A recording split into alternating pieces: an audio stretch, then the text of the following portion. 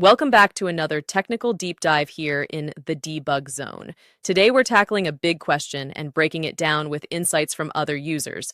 Hopefully this clears up some misconceptions and helps you get the answer you need. So buckle up, stay a little curious, and let's jump right in.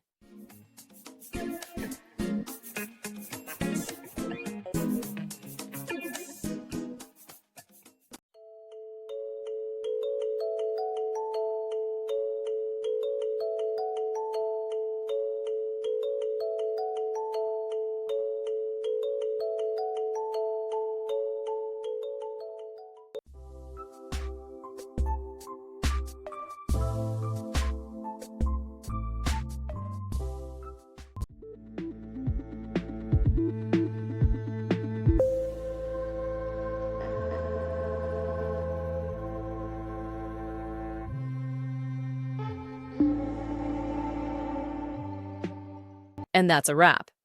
I hope you found the answer you were looking for. If you did, take a second to hit that subscribe button, it really helps out. And let me know in the comments which solution worked best for you. See you next time in the debug zone.